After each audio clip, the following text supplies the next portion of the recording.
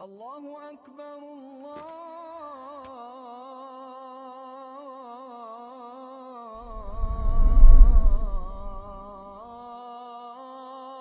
أكبر.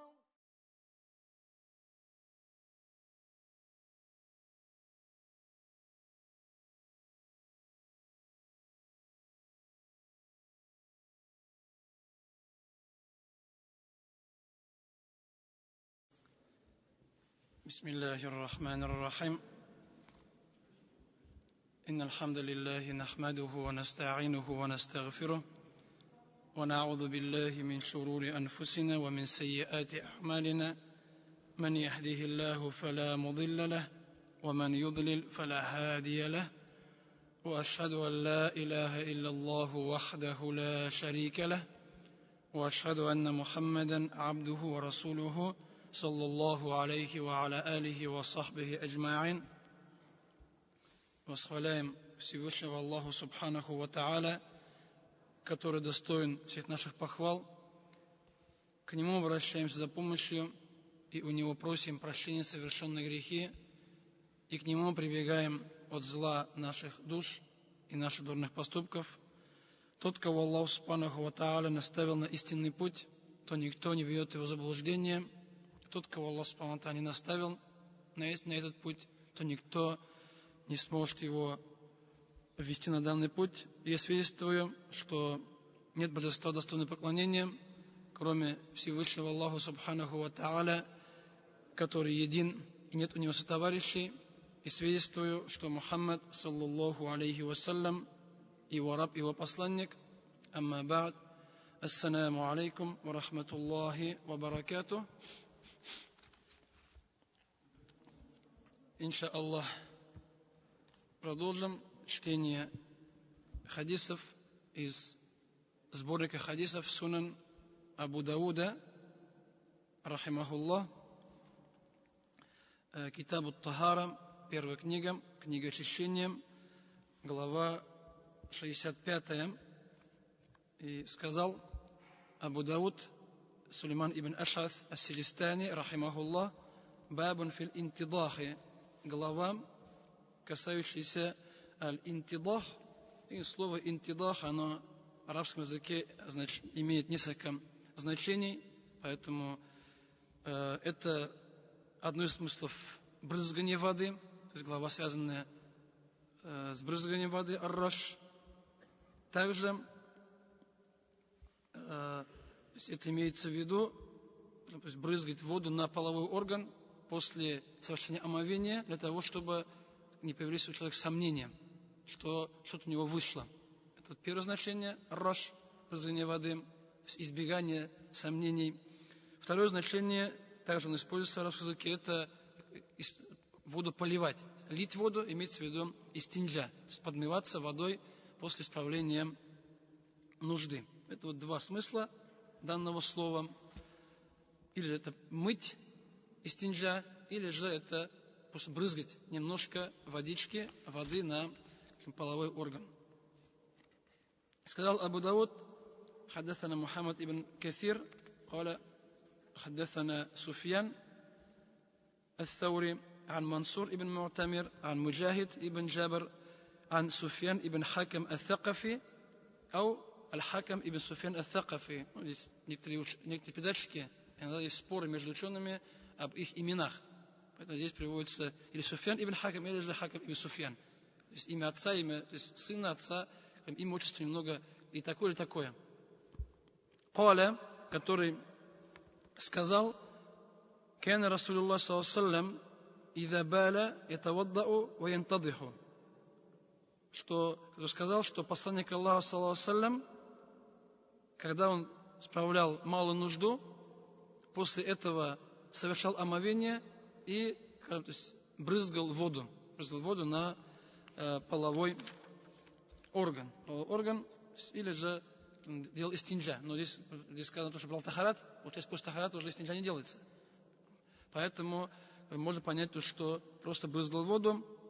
Как я говорил, между учеными есть разногласия, что означает данный глагол янтадыху, то есть брызгать или мыть, или поливать.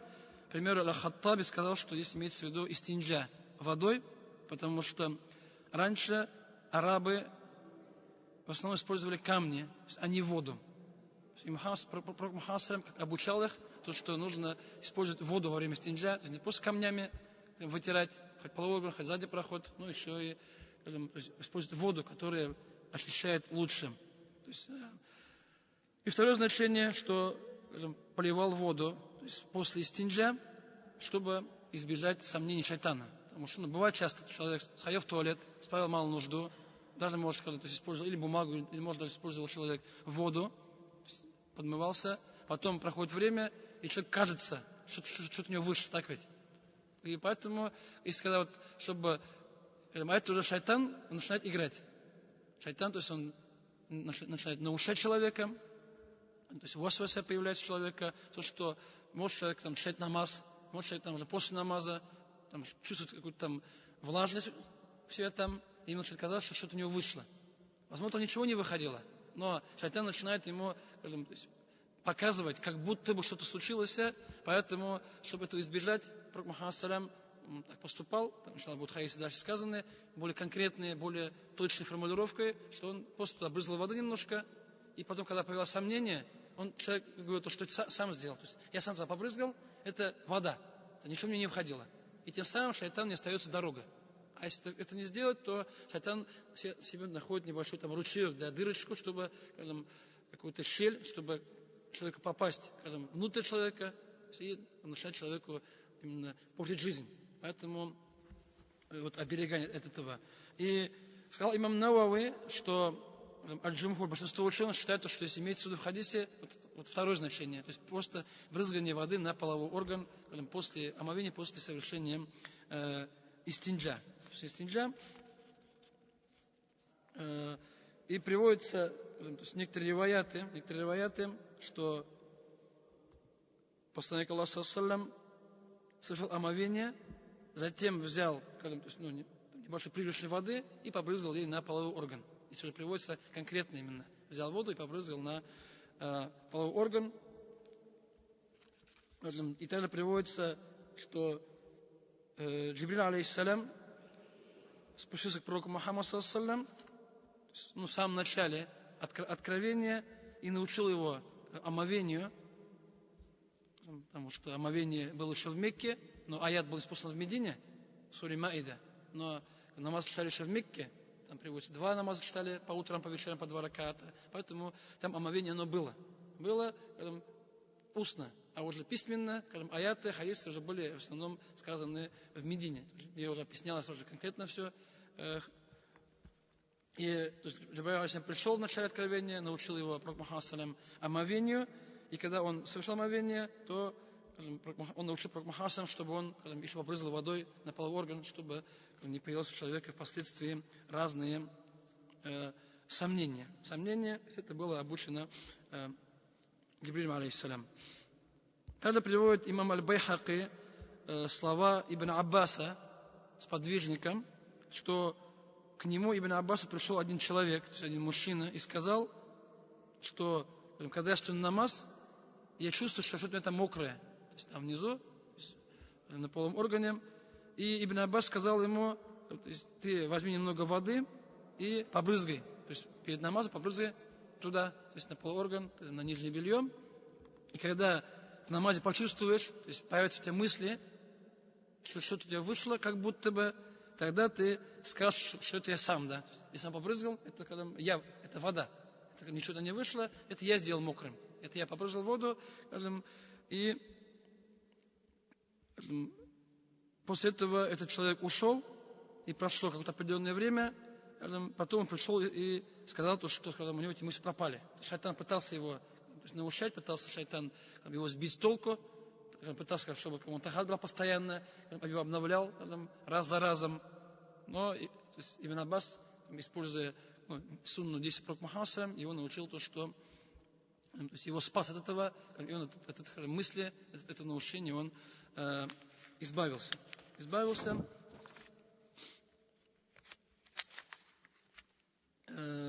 Следующий хадис, если это будет хадис в том же смысле, حدثنا إسحاق ابن إسماعيل قال حدثنا سفيان ابن عيينة عن ибн Аби Наджих, Абдуллах ибн Аби Наджих, ан Муджахид ибн Джабр, ан Раджи мин Thaqif, от мужчины из племени Thaqif, ан Абихи, со слов его отца, который был приглашен в хадисе, Хакам ибн Суфьян, Суфьян ибн Хакам, он как раз и был этот человек со слов его отца, Каля, который сказал: «Раайту Расулаллах саллаллаху баля thumma надаха фарджаху». Сказал то, что я видел, как посланник Аллаха саллаллаху справил нужду, и затем он после этого, после нужды, побрызгал воду на половой орган. Здесь только получается, скажем, здесь больше подходит, что помыл, сделал истинджа. Здесь не сов тахараджа. Справил мал нужду, после нее сразу же помыл половой орган, то есть сделал истинджа вот, по данному риваяту. Или же можно сказать, что здесь в хадисе сокращено, он справил нужду, потом совершил омовение, потом только побрызгал на половой орган. И так тоже можно понять.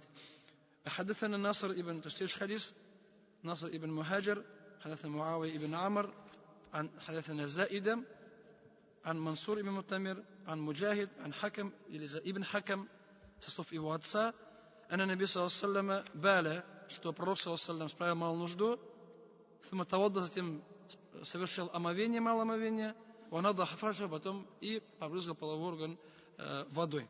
Здесь получается, вернее всего, побрызгал водой на половой орган. Вот такая глава, которая она приводится в книгах, как сунна омовения, сунна связана с омовением, то, что чтобы человек избавился от сомнений, от научений, от то, что человек подкидывает. Поэтому, скажем, иногда, если человек появляется такой вещь, если нет такой вещи, не надо брызгать, да? Если что-то появляется уже, кажется, что-то выходит. Это, скажем, лечение, избавление, просто побрызгать что-то по орган, и человек так сделает несколько раз, шайтан, когда человек поймет, человек будет говорить, что это я сам сделал, и шайтан, то есть ничего не выходит, и тем самым человек избавится от сомнений, скажем, и шайтан уже вот с этой стороны, вот, скажем, в дверь он уже не войдет. Какие-то, может, другие у него останутся пути, этот путь мы ему закроем. Закроем тем, чем нас обучил посланник Аллаха, саллаллаху алейхи ва саллям. Следующая глава, бабу ма якулу раджулу ида тавадда. Глава о том, что говорит человек после того, как совершит омовение. То есть какой зикр, какие слова произносятся после совершения омовения. حدثنا أحمد بن سعيد الحمداني قال حدثنا ابن وهب عبد الله بن وهب قال سمعت معاوية يعني ابن صالح يحدث عن أبي عثمان, рассказывает со слов Абу Уthмана,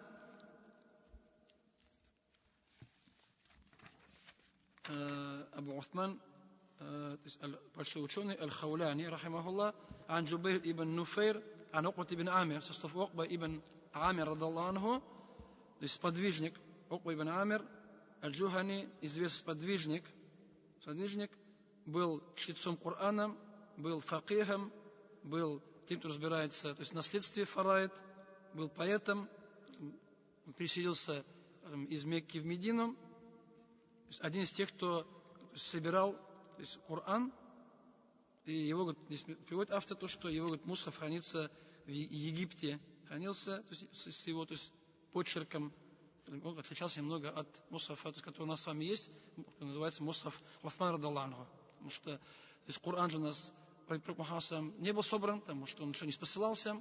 Когда Пророк Мухаммад умер, Коран собрал Абу Бакр, но там просто было, то есть, листы там, что там было кожа и так далее, в одном месте было собрано, чтобы весь Коран в одном месте, но не как книга, а просто там разные части. Затем уже во время Усмана, там уже, когда были разногласия между подвижниками в чтении Корана, из разных кираатов чтения Корана, то Усман приказал сделать копии, и все остальное, что не противоречит, уничтожить. Поэтому там уже все, что там лишнее, ненужное, даже если было правильным, чтобы не было разногласий, остался только один вариант. Все другие варианты были, они уничтожены. Чтобы, как не было разногласий между учеными. Вот говорит то, что мусхаф ибн Амира Аль-Джухани, где хранится в Мекке, он отличается от основного. Значит, получается, не был уничтожен, остался. Или хранился, по крайней мере, настоящее не могу сказать. Каля, он сказал, кунна ма Расул саллам худдам анфусина. Мы, говорит, во время Пророка Мухаммада саллям были слуги самому себе. У нас, говорит, не было слуг, не было у нас, рабов. Мы сами себя обслуживали. И мы, группа то есть мусульман, мы, говорит, по очереди пасли верблюдов. Там получается, то есть 5-6-10 человек, у них были верблюды у каждого, и чтобы не пасли по отдельности, они их собирали в одно стадо, как делали стадо, так как общее. И получается, хозяева пасли по очереди. Как у нас деревня было же, пасти коров по очереди, да, каждый дом пасли, поэтому то же самое делал сахаба. Собирались они и, то есть, чтобы один пас, другие занимались своими делами. И так, другой день, второй, третий отдыхали. Потому что для облегчения мы, говорит, пасли овец по очереди, то есть риаят ибель наших верблюдов, извиняюсь. Факад алей риаяту ибель. И говорит, в один из дней на мне был, то есть я был пастухом в этот день верблюдов, фарравахтуха биль ашии, и я уже вечером их всех привел, скажем, в загон, то есть вечером уже к вечеру их уже собрал и привел на ночь в загон. Фадракту Расулаллаху яхтубун наса. И уже, когда, естественно, сподвижники, если было время, они бежали в мечеть, пророк Мухаммад, и он загнал, пошел в мечеть и застал пророк Мухаммад, который там прозначил речь, там говорил, то есть хутбу, то есть яхтубун наса, просто там говорил, обучал людей исламу. Фасамятуху якулу, я слышу, как он говорит, ма минкум мин ахадин, если один из вас совершит омовение, файохсинуль вудуа, и совершит его должным образом, то есть полным образом, то есть все сунны, все адабы, все, как сказал пророк Мухаммад, thumma якуму фаярку ракатейн, затем он встанет после омовения и совершит двухракаатный намаз, юкбилу алейхима бикальбихи ваджихи, и, скажем, будет его читать, скажем, смиренно, полностью, скажем, то есть смиренно и сердцем, и лицом, то есть и телом, получается, и сердцем, то есть и мыслями, илля факад ауджибат, то есть ему станет обязательным рай. Если совершил омовение должным образом, потом совершил намаз 2 раката, то есть, скажем, полностью, то есть смиренно, то есть хушуам, потому что, то есть, потому что и, скажем, лицо, скажем, то есть тело и сердце, то есть все было, все в намазе, то есть и телом, и душой, и сердцем было полностью в намазе целиком, как приводится в других риваятах, не думая ни о чем мирском, то, иншаллах, для него рай станет, то есть ваджиб, для него рай станет обязательным, как приводится в Сахих Муслим, там приводится, что ему станет рай для него обязательным. Факульту, то есть, и когда он слышит слова, он сказал, бахин, бахин, слово бахин, это слова восхваления, как великолепно, то есть как хорошо, ма'аджвада хадихи, какие красивые, какие хорошие слова. В том, что, скажем, то, что когда этих халатам, они, там, их польза хорошая, или, скажем, получается, то есть радость от них большая, их поклонение, которое он здесь предлагается, как он хорошее, то есть он обрадовался, то есть восхвалил, что такое хорошие слова, хорошее поклонение, которое он слышал от пророка Мухаммада.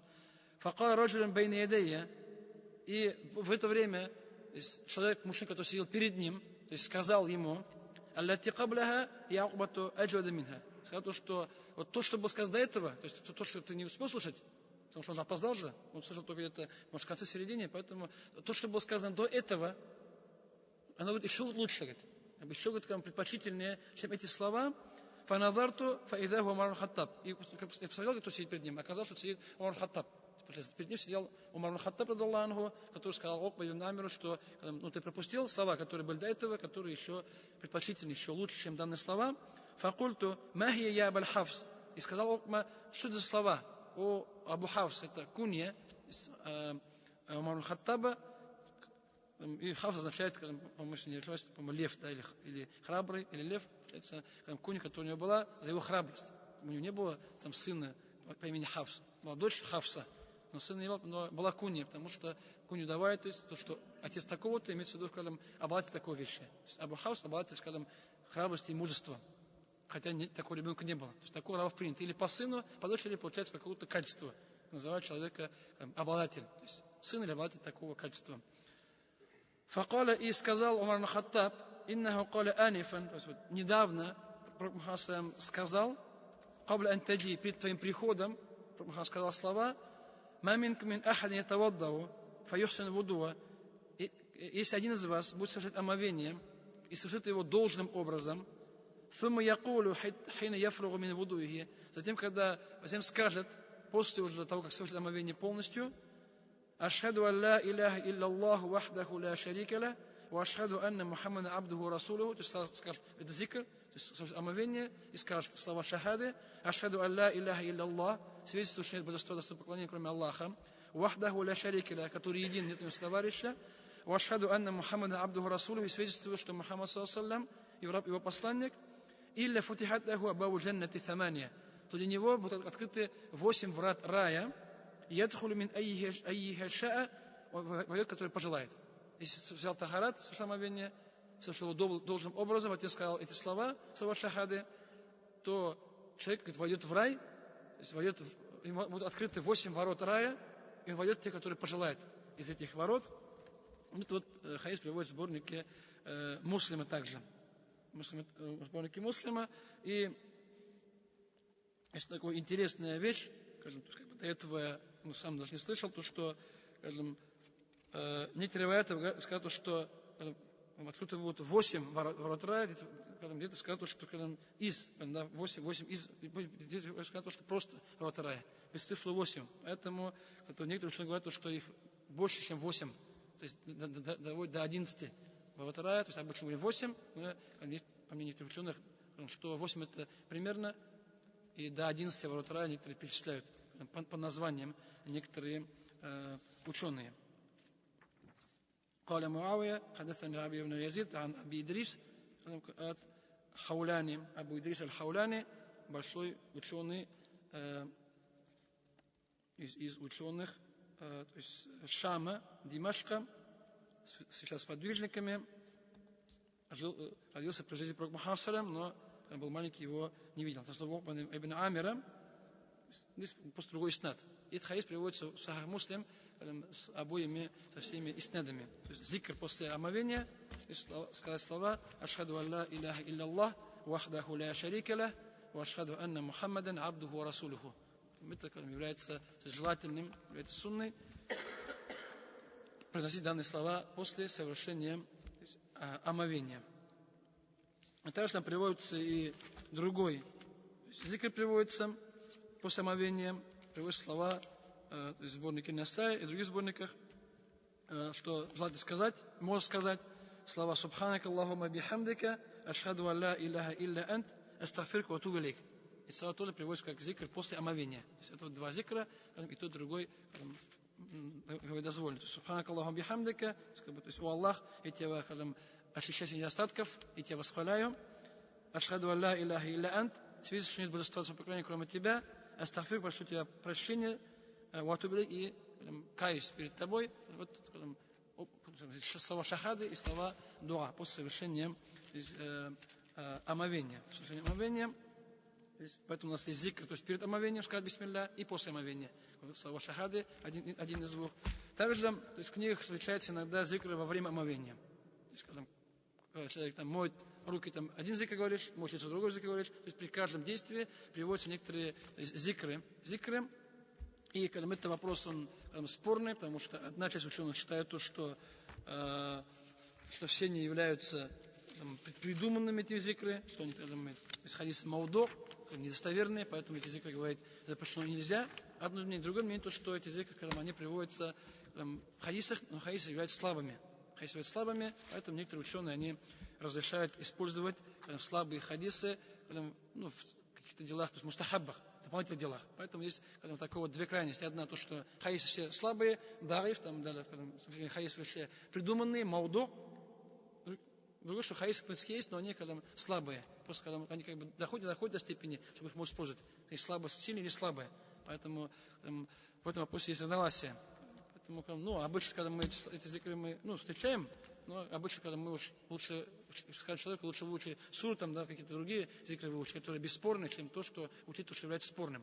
Поэтому, если увидите это, скажем, зикры во время омовения, когда может лицо что сказать, когда может руки что-то сказать, то эти вещи, они спорны между учеными, одни принимают, другие не принимают. Поэтому обычно, говорят, чтобы ты читал, то, что некоторые ученые считают, то, что хадисы слабые, их лучше не использовать на вопросе, обычно в Масхабе Шафии некоторых ученых. Поэтому лучше учить то, что бесспорное, достоверное, чем делать то, что спорное. Поэтому эти вещи обычно уж не упоминаются. Следующая версия этого хадиса: حدثنا حسين ابن عيسى قال حدثنا عبد الله بن يزيد المقري عن حيوة بن شريح القاضي عن أبي عقيل عن أبي عقيل عن ابن عمه со слов сына его дяди, عن عقبة بن عامر الجهني со слов сподвижника, со слов пророка Мухаммада салям, то есть подобный хадис. ولم يذكر أمر رعاية, но там не упоминается про верблюдов, то, что их пасли. قال عند قوله, и сказал во время слов فأحسن الوضوء, то есть и совершал омовение должным образом. ثم رفع رأس نظره إلى السماء, он говорит, поднял, говорит, свой взор, глаза наверх. فقال, и потом, когда он сказал хадис, здесь приводит то, что он поднял слова, то есть поднял взор, когда посмотрел наверх. Когда говорил зикр после омовения, посмотрел наверх. Здесь данный хадис, он немного есть спорность в его достоверности, потому что обычно говорят то, что, скажем, говорится, что небо это является киблой для дуа. Есть такое мнение ученых, то, что киблой для намаза является Кааба, а дуа является как смотреть на небо. На небо, мазхабе ханафи, то есть все зикры желательно говорить в сторону киблы. То есть хоть намаз, хоть дуа, не вверх, а вперед. То есть именно в сторону киблы, поэтому любой зикр, любой дуа предпочтительнее делать в сторону не неба, потому что тут спорная добавка на хадисе, а в сторону киблы. Это является желательным, предпочтительным. Это вот зикр после омовения, который, скажем, думаю, известен, да? Известен, во всех книгах приводится, зикров, говорит слова «Ашхаду алла иляха илляллах, ашхаду алла иляха иллаллаху, вахдаху ла шарика ла, ашхаду анна Мухаммад». Там еще короче есть, просто «Ашхаду алла иляха иллаллах, ашхаду Мухаммад Расуллах». Поэтому приводится такой риваят также приводится. То есть короткий, подлиннее там и второй зикр был. Субханак Аллахум бихамдика, ашхаду алла иляха илля ант, астагфиру ва атубу илейк. Вот три варианта зикров после омовения. То есть все являются достоверными, все являются правильными. Следующая глава Баб раджули юсалли салаваты бивудуин вахидин. Глава о человеке, который совершает много намазов с одним омовением. То есть много намазов, взяв одно омовение, его не обновляя. Взял тахарска на утренний намаз и читаешь, когда и утренний, и иляй, и ахшам, и аср, ахшам, и иша, то есть если омовение, конечно, не нарушается, то есть совершает омовение, много намазов одним омовением. То есть не обновляя на каждый намаз. Что это можно или нельзя, да? Так совершать, в основе дозволено то, что если человек совершил омовение, пока у него не нарушено, он может читать сколько угодно намазов данным омовением, хотя там, скажем, есть некоторые мнения ученых, то, что тут читал то, что, к примеру, может читать только 5 намазов, потом 6 нельзя читать. Тут читал то, что нужно каждый намаз омовение обновлять. То есть, таким мнением не было. Но большинство ученых считают то, что тахарат пока есть, пока он не нарушен, то сколько хочешь намазов читай. Хоть если не будешь спать, хоть 2-3 дня ходи, да, не будешь ходить в туалет, его не нарушая, сколько угодно можешь так намазы совершать. حدثنا محمد بن عيسى قال حدثنا شريك عن عمرو بن عامر البجلي قال محمد هو أبو أسد ابن عمرو, спорный сподвижник, приводится, кем он был, из какой-то ученый же там хадис делится по периодам, там, да, скажем, то есть сподвижник, потом получается табиины, потом и табиин там делится несколько, там, да, несколько поколений, поэтому, скажем, делить на поколение ученых. Всего поколения, там, получается, какое время жил примерно, можно понять из этого. Там есть табакат, поколение там, ученых, хадисов. Разделяется. Каля, который сказал, Саальту Анас ибн Маликин, анил вуду, я спросил у Анаса ибн Малик, радаллаху, о совершении, то есть омовении, то есть о положении омовения, имеется в виду, нужно ли омовение обновлять на каждый намаз. Нужно ли делать тахарат каждый, то есть обновлять его на каждый намаз, или можно взять омовение и читать намаз, несколько намазов одним омовением. Вопрос не был такой, скажем, один хватает на много намазов, и не хватает. И нужно на каждый намаз совершать новое омовение. Факаля, и сказал Анас ибн Малик радиллаху анху, кана наби саллаллаху алейхи ва саллям ятавадду ли кулли салатин, что пророк саллаллаху алейхи ва саллям совершал омовение для каждого намаза. То есть в Медине он совершал омовение на каждый намаз, то есть на каждый фарс, на каждый фарс намаз приводится, и сказано в сборнике Тирмизи, добавка есть, то, что он очищенный был, не очищенный. Тахат был, не был, разницы не было. Он совершал омовение на каждый намаз, если он не нарушался, понятно, совершал его, если омовение не нарушался, тоже его совершал. И приводится со слов Тахави, то, что здесь два варианта. Первое, что возможно, в начале Пророк Мухаммад салям был обязан совершать омовение на каждый намаз. Это было для него фарзом, ваджибом. Затем, в год завоевания Мекки, это было отменено. То есть хадисом Бурайда ибн Хусейб, радаллаху анху, как приводится в Сахих Муслим, то, что Пророк Мухаммад салям в день завоевания Мекки, то есть в 8 году по хиджре, он совершил омовение и совершил эти омовения несколько намазов, не обновляя. И омовение, и, то есть это первое мнение, то, что для него было фарзом до 8 года, потом, когда в 8 году для него стало желательным, то есть, было отменено. Второе мнение, что это действие является желательным. То есть не фарз, что действие является желательным, то есть обновлять омовение на каждый намаз, даже когда оно не нарушается. И Пророк Мухаммад салям показал в 8 году хиджри, что желательно совершать каждый намаз, но можно их не обновлять омовение. Вот здесь Пророк Мухаммад салям показал то, что на дозволенность такого действия, чтобы сахабы не думали, чтобы мы не думали, что когда является у нас постоянно, что мы должны обновлять, или нам желательно обновлять омовение на каждый намаз. Вот так вот, два таких варианта, что было связано с пророком Мухаммадом саллям. То есть или было фарз за него, потом отменено, это было желательным, и он это сделал, чтобы показать дозволенность для сподвижников.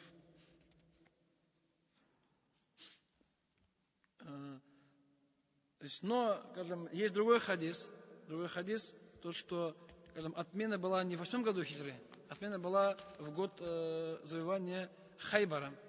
Хайбаром, это у нас выходит, скажем, 7 год по хиджре, то есть чуть пораньше, потому что у нас Худайбия была в 6 году, потом в 7 году Пророк Мухаммад пошел на Хайбар. И приводится со слов Суайда ибн Ну'мана, что он вышел вместе с Пророком Мухаммадом в поход на Хайбар, и когда они были в местечке, которое называется Сахба, это, скажем, она, уже близко к Хайбару, то есть Пророк Мухаммад совершил намаз Аср и Кинде, затем он попросил, чтобы принесли еду, и, скажем, ему приготовили еду, Пророк Мухаммад покушал, и мы, говорит, поели, затем он встал на намаз Магриб, и просто, скажем, то есть, прополоснул рот. У него тахат, получается, был, после Асра покушал, перед Магрибом он просто сполоснул рот, и смотрите, что сделали, и встал на намаз. Получается, он омовение не обновлял, не совершал. И не обновлял его, затем он совершил намаз, не обновляя омовение. Получается, как это еще было раньше. Просто хадис в завоевании Мекки он более известен, а хадис вот про Хайбер он, скажем, обычно менее известен, поэтому также есть сборник имама Ахмада у Абу Дауда, приводится, то, что у нас было до этого, хадис Абдулла ибн Ханзаля аль-Ансари, что Пророк Мухаммад саллям, что Пророку было приказано совершать омовение на каждый намаз, независимо от того, было ли омовение или не было омовения.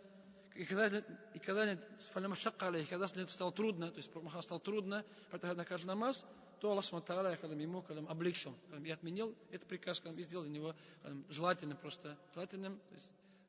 такой тоже ривайат приводится. Поэтому, если сказал Анас ибн Малик, то что Пророк Мухаммад в Медине, то есть обычно совершал омовение на каждый намаз, вакунна, а мы, говорит, сподвижники, но соли салаваты бивудун вахайн. А мы, говорит, совершили намаз, говорит, одним омовением. То есть Пророк Мухаммад делал так, сахабы делали по-другому. То есть Пророк Мухаммад совершал омовение на каждый намаз, а сподвижники совершали омовение, то есть одним омовением совершали много намазов. Это действие было дозволено, это действие было известным. Это хадис также приводит в сборнике имама Аль-Бухари. Бухари, получается, указана дозволенность. То есть Пророк Мухаммад он научил так, они так совершали. Брали тахара, потом несколько намазов читали одним омовением, его не обновляли. Поэтому так действие является дозволенным, хотя является желательным, омовение на каждый намаз. Не нарушается, если желательным обновлением омовения. Но может считать и одним омовением несколько намазов, если он не нарушается, если омовение не является нарушенным. И вот как раз хадис Бурайды, который уже был сказан до этого, حدثنا مسدد ابن مسرهد قال حدثنا يحيى ابن سعيد القطان عن سفيان الثوري حدثنا علقمة ابن مرثد عن سليمان ابن بريدة ابن حسيب عن أبيه بريدة ابن حسيب сподвижник Бурайда ибн Хусейб, сподвижник, радаллаху анху, который сказал: «Каля, салля Расулуллах саллям йом аль-фатхи хам салаватин бивудуин вахидин». То есть в день завоевания Мекки посланник Аллаха ﷺ совершил 5 намазов одним омовением. То есть совершил 5 намазов в течение всего дня с одним омовением в день завоевания Мекки. Вамаса аля хуфейхи, и протер также кожаные носки, то есть хуфейн, обувь. Факал лаху Умар, и когда это увидел Умар ибн-Хаттаб, сказал ему Умар ибн-Хаттаб: «Инни раайтука саната аль-йома шей'ан лям такун таснаугу». Сказал, что у посланника Аллаха, то есть я еще не видел то, что ты сделал такую вещь, которую до этого не делал. То есть Умар, то есть до этого ни разу не видел, что Пророк Мухаммад читал 2 намаза с одним омовением. Потому что он видел, что всегда обновлял. Поэтому для него это было открытием. Первый раз увидел, то есть ты сегодня совершил то, что не совершал до этого никогда. Получается. Факала, и на что Пророк Мухаммад сказал ему: амна санатуху. Сказал, что я сделал, говорит, намеренно. Пророк сказал, что это амдан, то есть намеренно, специально сделал данное действие. Хадис приводится в сборнике имам Муслим. Получается, то есть Мухаммад совершил 5 намазов с одним омовением, не обновляя. И Умар это увидел, когда удивился и спросил, что ты сделал сегодня то, что когда никогда не делал до этого. То есть имеется в виду не протирание кожи носков, имеется в виду, когда то есть совершение омовения, когда не совершая омовения, 5 намазов. Мухаммад показал то, что специально намеренно, чтобы показать, что это как бы не фарс, что это делать тоже дозволено, что это действием является разрешенным и дозволенным. Поэтому указано то, что если человек хочет совершать намаз, если у тебя есть омовение, ты можешь этот намаз спокойно. Ты можешь его обновить, ты можешь не обновлять. Оба действия являются дозволенным, это действие является желательным. И поэтому и аят сура Аль-Маида, где сказано: «Я айюха лазина аману, ида кумтум иля салати», то, что сказано о тех, которые уверовали, если вы хотите стать на намаз, имеется в виду, если хотите стать на намаз и у вас нет омовения, тогда, пожалуйста, мойте лица. Там, в уме имеется в виду то, что хотите стать на намаз, и у вас нет омовения. У вас нет омовения, вот эти слова там ученые вставляют, что они пропущены, имеется в виду. В аяте, хочешь на намаз, и нет омовения, то соверши омовение, потом соверши намаз. Это является обязательным. Если у тебя омовение есть, то это аят тебя не касается, получается. Потому что у тебя омовение есть, ты можешь совершить намаз, вот исходя из данного хадиса. Поэтому, все варианты дозволены. То есть можно тахат брать на каждый намаз, можно одним тахатом совершать несколько намазов, и то другое является, иншаллах, дозволенным, то есть, исходя из действий из действий слов посланника Аллаха саллаллаху алейхи. Следующая глава, уже намаз переходит, у нас намаз все позднее, урок позднее. Мы потом, наверное, урок начнем делать пораньше, чуть-чуть, до есту. Лучше бы начать. Следующая глава Бабан фи тафрик аль-вудуим. Глава о, скажем, то есть разделении между действиями омовения. Имеется в виду, можно, нельзя, при совершении омовения делать паузу между действиями.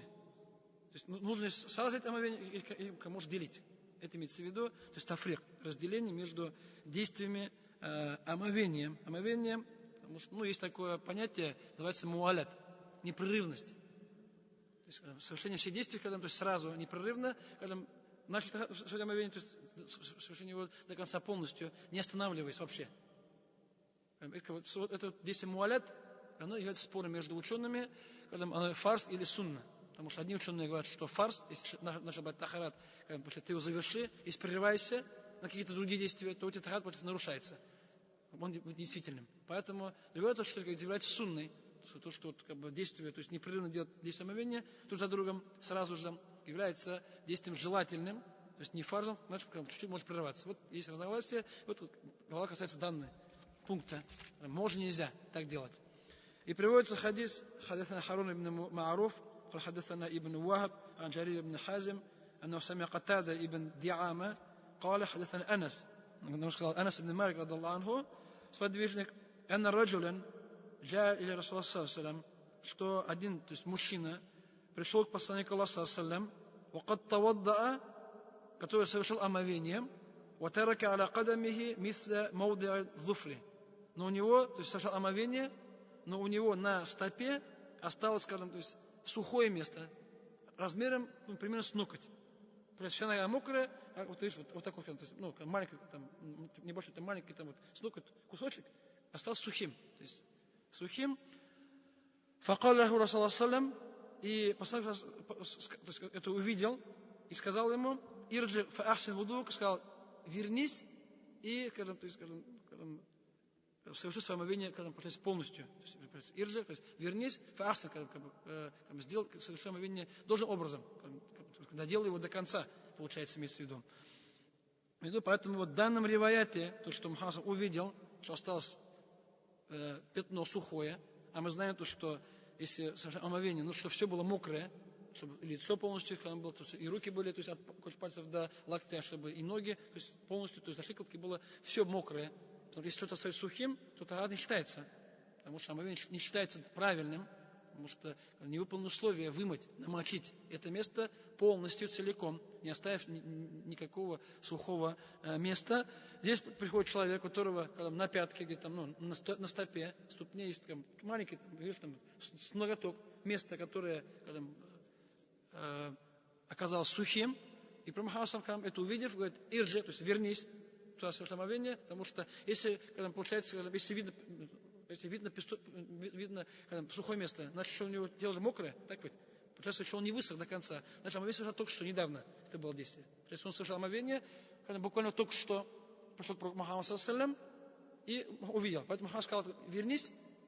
И в этом говорит, получается, ахсин вуду, тахат, доделай, доделай его полностью. Получается, если понимается данное это, вернись и это место домой. То есть не совершай омовение полностью сначала, а просто вернись и домой. То есть выходит то, что тахат он взял же, пошел к Мухаммаду, потом вернулся и домыл, значит, какая-то пауза была.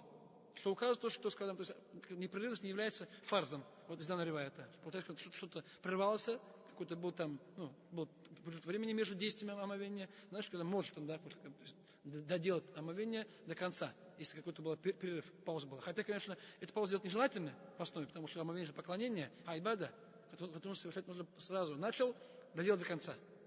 Но если какие-то вот там будут вынужденные ситуации и так далее, то там может прерываться на некоторое время, небольшое время является, за это хадис входит дозволенным. Поэтому в данном хадис понимается то, что имеется в виду, что не переделай, а просто доделай. То есть вернись и домой это место. Понимается вот из данного риваята. Поэтому то, что ихсан так получается, то есть совершенно должным образом полностью, да, а ихсан, получается, то есть можно просто, если полил это место, домыл, считается, что ты сделал омовение полностью, целиком, до конца. И не указано, что передел тахат является обязательным в данном случае. Поэтому указано, что это дозволено, и муалят непрерывность не является фарзом, просто является действием желательным, которое нужно выполнять. Если будет вынужден, то может прерваться. Если не вынужден, то нужно, потому что если, к примеру, скажем, человек наш батахарат, вымыл лицо и руки, потом пошел попил чай и потом вернулся, да? Понятно, здесь уже здесь все органы высохли, и пауза большая, тем более пауза она была же связана с другим действием, не с тахаратом. Если когда уже пауза затянулась, то уже невозможно будет возобновить, нужно будет заново начинать. А если как здесь был, что-то не домыл, потом домыл, было время, если человек там обычно приводит в книгах, вопрос то, что наш тахарат, вода кончилась, да? Сколько там это, 10-15-20 идти нужно. Поэтому там просто пошел, там домыл можно, потому что здесь тахарат, там тахарат. Здесь уже вынуждено.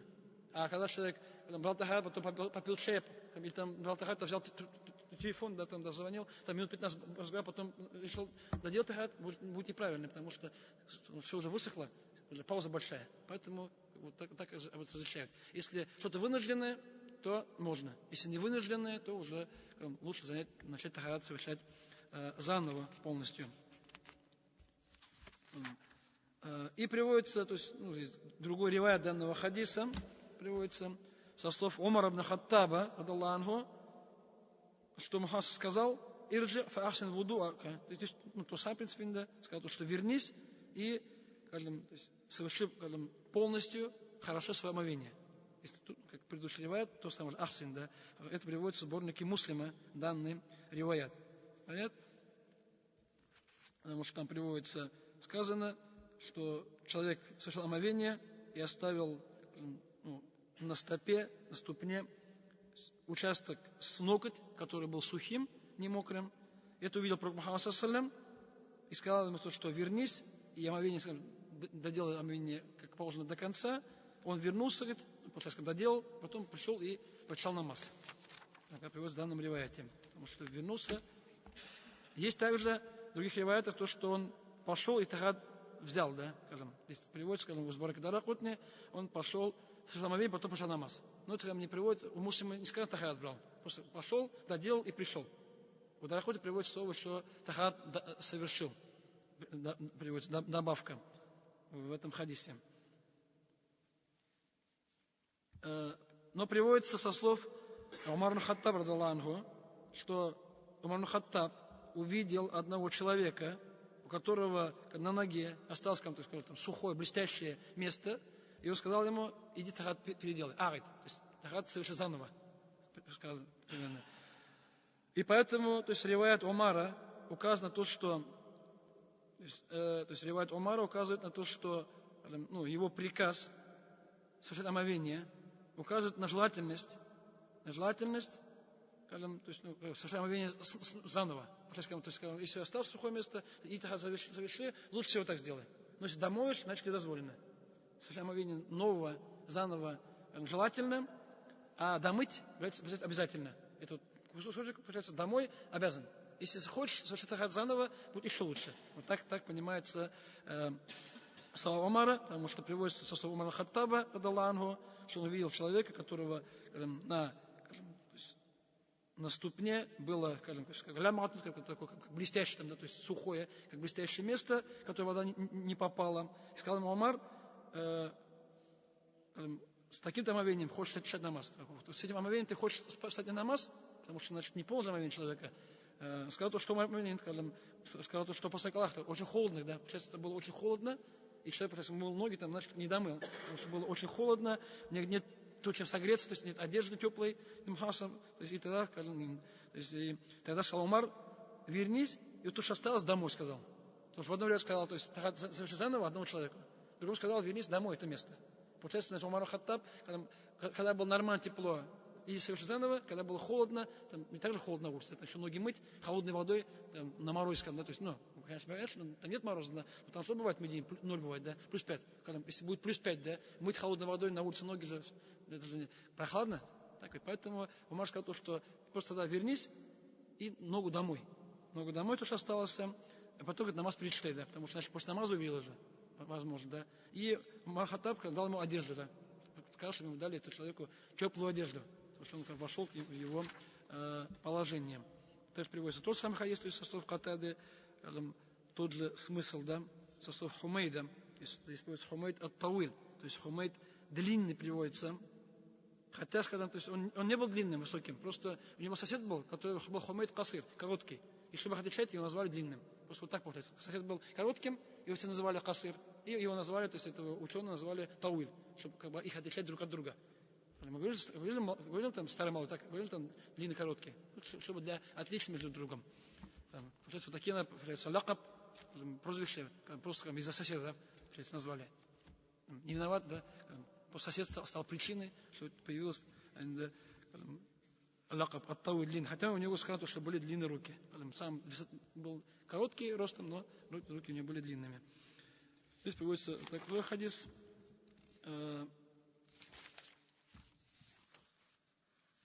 И другой риваят, это, конечно, ан Халид ибн Ма'дан, радаллаху анху, который является таби'ин из ученых Шама, скажем, от некоторых сподвижников. Здесь сподвижники не упоминаются, но сподвижники, они все достоверные. Их имя для неизвестных, а все равно считается достоверным. Анна Наби саллаллаху алейхи ва саллям что Пророк Мухаммад увидел одного человека, мужчину, который совершал намаз, и у него, говорит, на ступне было, скажем, как блестящее, то есть сухое место размером с дирхам, как 5 рублей получается, да, это монета уже большое было, не как ноготь, здесь приводится уже как монета, значит, большое было пятно, лям юсиб хальма, которое, вода не попала, то есть он ноги вымыл, вот такое пятно стало сухим, он стал на намаз. И Пророк увидел намаза, и Пророк приказал ему совершить омовение заново, и намаз тоже. Когда он сказал то, что он увидел, сказал: иди тахат соверши заново полностью, и соверши намаз тоже, потому что если знаешь, у тебя тахат был неправильный же, значит и намаз был неправильным. Получается, тахат совершаешь заново, и намаз совершаешь также заново. Вот выходит то, что вот такой риваят приводится. Здесь уже обновлять, да, это приказ обновлять омовение. Пророк Мухаммад ﷺ, ну, данный хадис некоторые ученые посчитали слабым, поэтому его не принимали. Другие ученые считают его, скажем, достоверным. Данный хадис считали достоверным. И то, что, скажем, ну, называют его мурсаль, обычно называют, когда, то есть табиин говорит то, что сказал пророк Мухаммад ﷺ. То есть в версии есть то, что сказал табиин, сказал пророк Мухаммад ﷺ, там это имеется в виду то есть слова Хасана ибн аль-Басри, рахимахуллах, потому что он пропускает сподвижника сразу. Но Хасан аль-Басри и другие ученые иногда понимаются. Тем более хадис мурсаль, там, ну, спорные достоверности, и многие ученые его принимают как довод. Поэтому, если уж, скажем, ну, можно сказать то, что если то есть непрерывность является желательной, по одному из мнений, по другому является обязательной, поэтому если человек, скажем, тахат совершал, нужно его совершить полностью до конца, не прерываясь на чужие другие действия. Поэтому, если человек взял тахарат, и потом, скажем, через 30 секунд, через минуту увидел, что что-то сухое осталось вместо, может домыть. Но если проходит много времени, да, уже, когда там уже, тогда уже, получается, то есть если пауза будет большая, тогда лучше пойти тахарат заново полностью. Поэтому так можно хадисы объединить данные. И то есть сказать, что домыть желательно, домыть является обязательным, а омовение считается желательным. И так можно объяснить, как слова, ну, действие было Умар Хаттаб радаллаху. Поэтому лучше не прерываться, да, лучше домывать полностью, все целиком, не оставляя, потому что петлушка на ноге и так далее. Потому что вода же везде попадает. Чтобы не осталось сухим местом, это нужно умудриться, наверное, да? И нужно торопиться, и нужно брать тахат небрежно, чтобы что-то осталось сухим. Потому что если человек берет тахат тщательно, он сухой ничего не оставляет обычного. Поэтому это Аллах так сделал, чтобы это был урок для нас. Потому что это сподвижник, который не домыл, видите, на ногах, да, это был для нас урок. Чтобы мы, когда эти вещи, пророк Мухаммад его увидел, его исправил, что это был уроком и им, и всем мусульманам до судного дня. Как поступать в данной ситуации. И урок, то, что нужно в омовение, должным образом. То есть целиком, полностью все домывать. И в этом убедиться, что у тебя все является мокрым, ничего сухого на теле у тебя то есть, не осталось. На этом лучше остановимся сегодня. Вот на этом хадисе. Чтобы, иншаллах, продолжить, иншаллах, на следующей неделе. С новой главы. Глава здесь у нас будет, иншаллах, сомнение в омовении. Иншаллах.